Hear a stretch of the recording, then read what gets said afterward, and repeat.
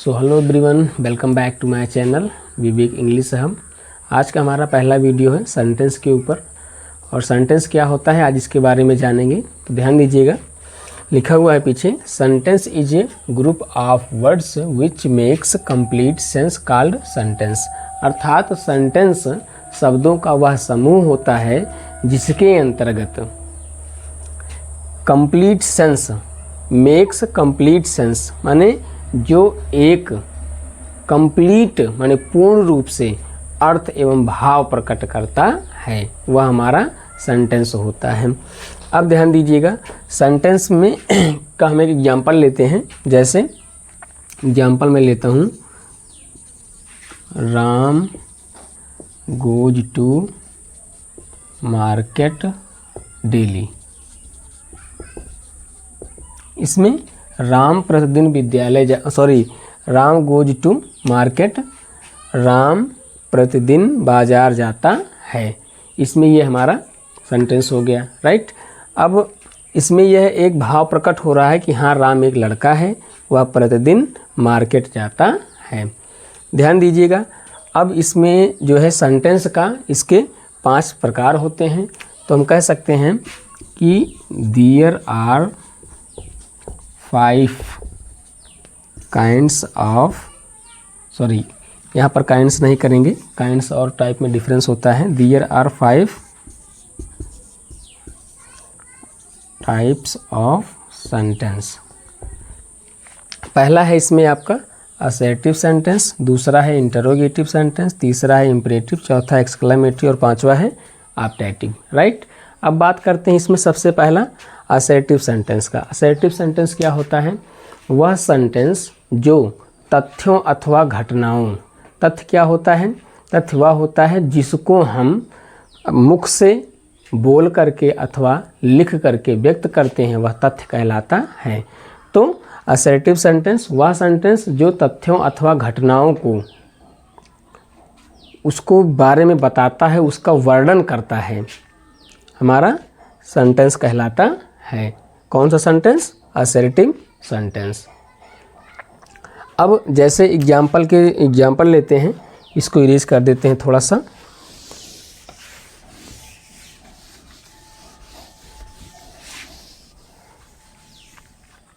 ध्यान दीजिएगा, assertive sentence का जैसे कि हमने इसमें बताया आपको कि ये इसमें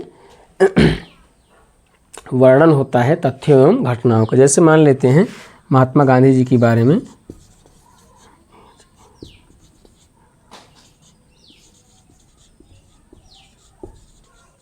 Mahatma Gandhi born on 2nd October in 1869 at Porbandar. At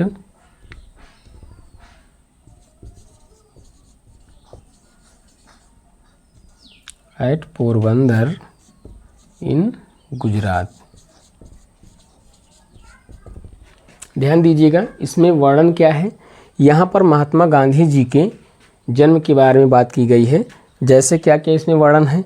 इसमें तारीख का वर्णन है, इसमें मंथ का वर्णन है, इसमें कौन से वर्ष में उनका जन्म हुआ था और कहाँ पर हुआ था और किस राज्य में हुआ था। तो महात्मा गांधी अकेले हैं, अकेले की बात की गई, लेकिन कितनी चीज़ों के बारे में बताया है? 1 2 3 4 5, मतलब महात्मा गांधी जी के जन्म के बारे में पूरा वर्णन है। तो ये होता है हमारा असर्टिव सेंटेंस, राइट। अब बात करते हैं असर्टिव सेंटेंस के प्रकार के बारे में। तो पहला प्रकार क्या होता है? ध्यान दीजिएगा, पहला है हमारा अफर्मेटिव। अफर्मेटिव सेंटेंस, और दूसरा होता है हमारा निगेटिव सेंटेंस। Negative sentence. अब बात करते हैं अफर्मेटिव क्या होता है। अफर्मेटिव अर्थात स्वीकारात्मक वाक्य। स्वीकारात्मक का मतलब ये होता है कि ऐसा, इसमें की डेफिनेशन की बात करेंगे तो ऐसा वाक्य जिसमें यह एक्सेप्ट किया गया होता है कि नहीं, यह घटना अथवा यह तथ्य बिल्कुल करेक्ट है, बिल्कुल सत्य है, वह हमारा अफर्मेटिव सेंटेंस कहलाता है। जैसे हम बात करते हैं कि Ram was the best king of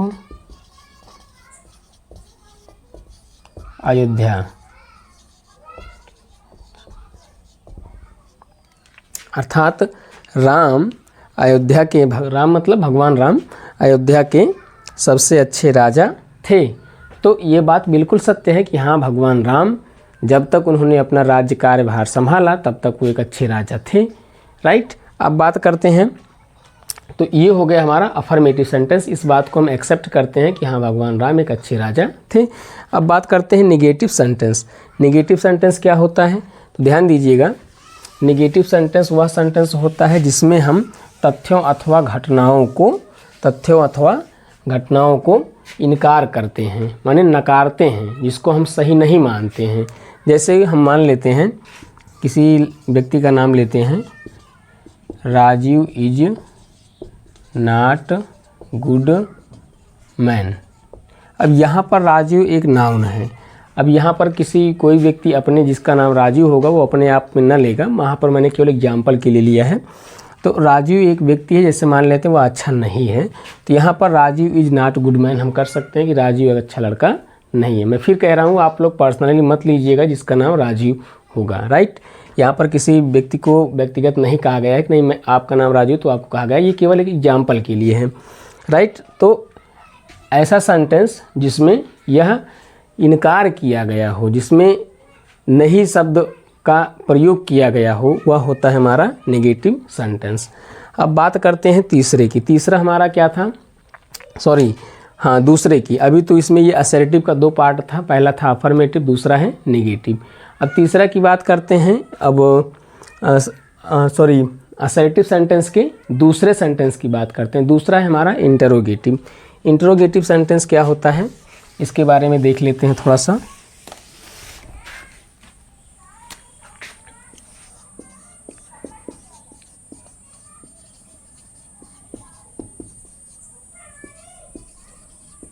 interrogative sentence जैसा कि आप लोग ऑलरेडी जानते ही होंगे थोड़ा सा, कि ऐसा सेंटेंस जिसके अंतर्गत प्रश्न प्रकट होता है या प्रश्न पूछने का कार्य होता है, इंटरोगेटिव सेंटेंस कहलाता है।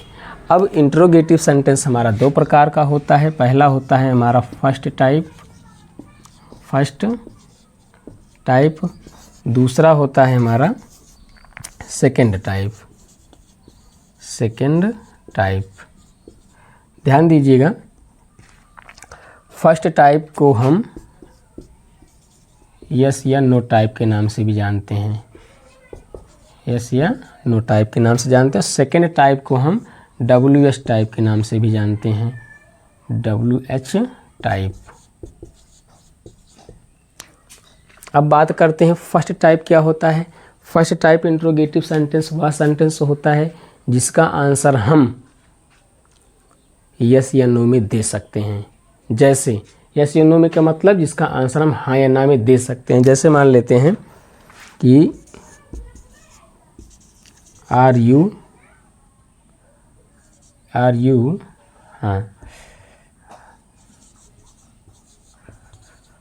डॉक्टर, क्या आप डॉक्टर हैं। यदि आप डॉक्टर हैं तो आप यहाँ पर इसका आंसर क्या देंगे, यस में देंगे। और यदि नहीं हैं आप डॉक्टर तो आप कहेंगे नो। राइट। तो अच्छा, एक सेंटेंस और लेते हैं। जैसे मान लेते हैं हम कहते हैं कि क्या आपने आज नहाया, तो हम क्या कह सकते, क्या कर देंगे, डिड यू बाथ टुडे। अब ध्यान दीजिएगा, यहाँ पर डिड यू बाथ टुडे, क्या आज आपने नहाया। तो आप यदि नहाए तो ठीक है, नहीं नहाए तो कोई बात ही नहीं। नहाए तो यस बोल सकते हैं, नहीं नहाए तो आप नो बोल सकते हैं। तो ऐसा इंट्रोगेटिव सेंटेंस जिसका आंसर हम यस या नो में दे सकते हैं, इंट्रोगेटिव सेंटेंस कहलाता है। दूसरा है फर्स्ट टाइप इंट्रोगेटिव सेंटेंस कहलाता है। दूसरा है हमारा second type interrogative sentence. Second type interrogative sentence क्या होता है इसको जानेंगे। तो सेकेंड टाइप इंट्रोगेटिव वह सेंटेंस होता है जिसका आंसर हम यस या नो में ना दे करके सेंटेंस में देते हैं या कुछ शब्दों में देते हैं, वह हमारा सेकेंड टाइप इंट्रोगेटिव सेंटेंस कहलाता है। इसमें क्या होता है तो ध्यान दीजिएगा, जैसे हम एक सेंटेंस लेते हैं सेकेंड टाइप इंट्रोगेटिव का, वेयर डू यू लिव, आप कहाँ रहते हैं, राइट। तो आप जहाँ रहते होंगे वहाँ पर आप अपने गांव का नाम लेंगे, जो भी आपके गांव का नाम होगा या आपके शहर का नाम होगा। तो आपको जैसे मान लेते हैं आपका घर जो है अयोध्या में है, राइट, अयोध्या। तो आप अयोध्या बोल करके काम नहीं चला सकते, इसमें आपको एक पूर्ण आंसर देना होगा, एक सेंटेंस में आंसर देना होगा। वो क्या आंसर आपका होगा इसमें जो है, आप इसका आंसर देंगे I live in Ayodhya, I live in Ayodhya. तो ध्यान दीजिएगा, ऐसा सेंटेंस जिसका आंसर हम हाँ या ना में ना दे करके कुछ सेंटेंस में देते हैं। आई होप ये आपको सेकेंड टाइप इंट्रोगेटिव समझ में आ गया होगा। अगला सेंटेंस है हमारा इम्परेटिव सेंटेंस। तो इम्परेटिव सेंटेंस क्या होता है इसके बारे में थोड़ा सा जानेंगे। और ये हम दो सेंटेंस पढ़ चुके हैं। तीसरा है हमारा इम्परेटिव सेंटेंस। ध्यान दीजिएगा, ये जो मैं इस तरीके से आई बनाता हूँ, ये आई है, ये जी नहीं है। कुछ बच्चे नहीं तो इसको जी समझेंगे। जी आपका इस तरीके से बनता है, ध्यान दीजिएगा, स्मॉल लेटर में इस तरीके से जी बनता है, लेकिन मैं इसको इस तरीके से बनाता हूँ तो ये आई होता है। ये आप कर्सिव वाले जो कर्सिव पढ़े होंगे या कर्सिव पढ़ते होंगे वो जानते होंगे। तो इसमें हम अगला सेंटेंस हमारा है तीसरा इम्परेटिव।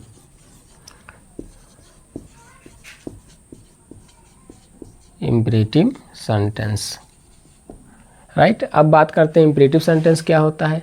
ऐसा सेंटेंस जिसके अंतर्गत आदेश, सलाह एवं अनुमति प्रकट होती है, इम्परेटिव सेंटेंस कहलाता है।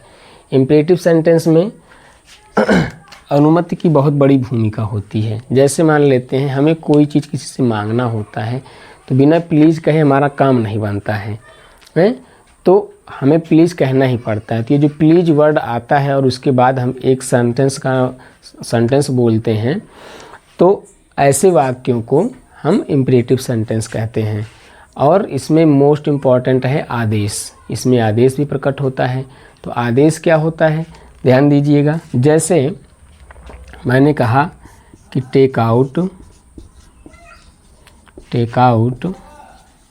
Your pen. Take out your pen माने अपनी पेन निकालो, हैं।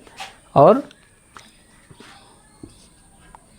दूसरा सेंटेंस ले लेते हैं, give me a glass of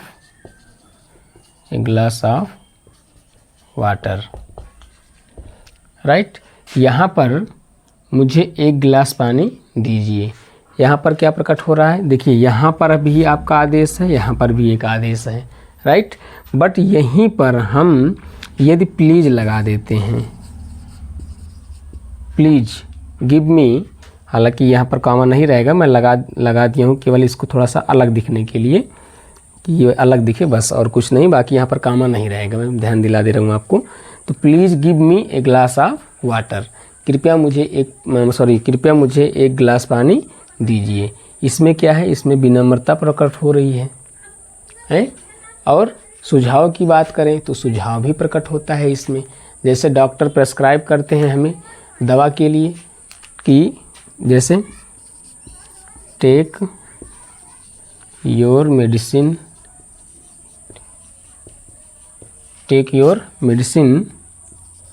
eight right time. ध्यान दीजिएगा, तो सुझाव भी इसी में प्रकट होता है। अब इसके बाद हम तो ऐसा सेंटेंस जिसके अंतर्गत आदेश, सलाह और चलिए आप लोग कमेंट करके बताइएगा।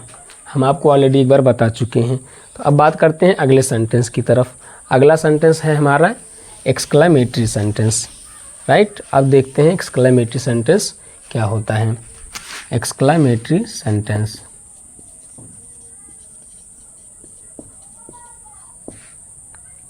वन मोर थिंग हम आपको बताना भूल गए, थोड़ा सा क्षमा चाहूँगा उसके लिए। इंटरोगेटिव सेंटेंस के अंत में क्वेश्चन मार्क होता है और असर्टिव सेंटेंस के अंत में फुल स्टॉप होता है। तो थोड़ा सा क्षमा चाहेंगे। अब इसके बाद बात करते हैं एक्सक्लेमेटरी सेंटेंस। एक्सक्लेमेटरी सेंटेंस क्या होता है? ऐसा सेंटेंस जिसके अंतर्गत आपका दुख, खुशी, आश्चर्य, ये तीन चीज़ें इसमें से स्पेशली मोस्ट होती हैं।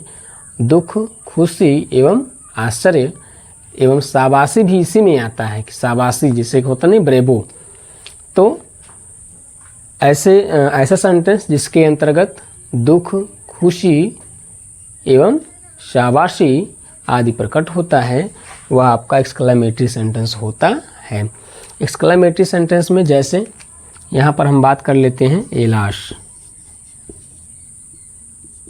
एलाश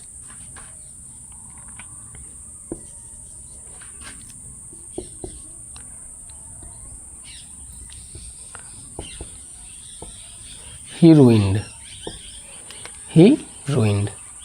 अर्थात वह बर्बाद हो गया। अब यहाँ पर ये जो एलास वर्ड है ये आपका एक एक्सक्लेमेटिव वर्ड है। इसमें इस वर्ड से ये वर्ड जहाँ कहीं भी लगा रहता है इसके ठीक सामने जो भी सेंटेंस लिखा होगा इससे ये प्रतीत होता है कि दिया गया जो सेंटेंस है इस सेंटेंस में आपका दुख ही प्रकट होगा। जैसे ही रुइन का मतलब बर्बाद होना, वह बर्बाद हो गया। एलास पहले लगा हुआ और लगा भी रहेगा, क्योंकि जहाँ पर दुख की बात होगी या ऐसे कोई बहुत बड़ी घटना होगी तो उसके पहले इंग्लिश में हम एलास का प्रयोग करते हैं जो हमारा दुख का संकेत कराता है। दूसरा है हुर्राह। हुर्राह हुर्राह क्या होता है? हुर्राह का प्रयोग खुशी के लिए प्रकट होता है। जैसे जो है प्रकट होता है अर्थात लगता है। तो हुर्राह जो है हमारा जहाँ पर बहुत बड़ी खुशी की बात हो, जैसे हम लोग क्रिकेट देखते हैं और क्रिकेट हमारी इंडिया जीत जाती है या जिस भी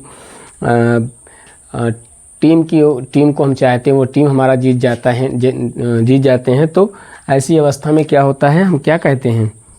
हुर्राह बी वन द क्रिकेट। अब ध्यान दीजिएगा यहाँ पर ये जो एक्सक्लेमेशन मार्क लगा हुआ है ये जो वर्ड है एलास, हुर्राह और एक है वाव WOW।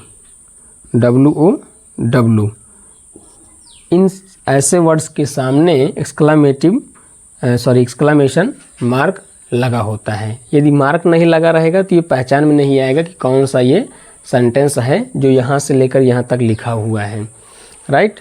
तो आगे बात करते हैं वाव का। तो वाव का प्रयोग होता है जब कोई आश्चर्यजनक चीज़ हो जाती है अचानक से।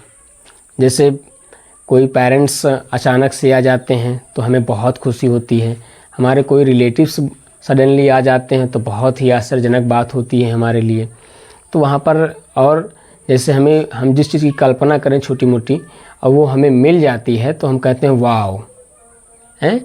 तो इस तरीके से हम ये जो वाव वर्ड है ये आश्चर्य प्रकट करता है। तो हम जैसे इसके लिए एक सेंटेंस बना सकते हैं कि वाव आई गॉट अ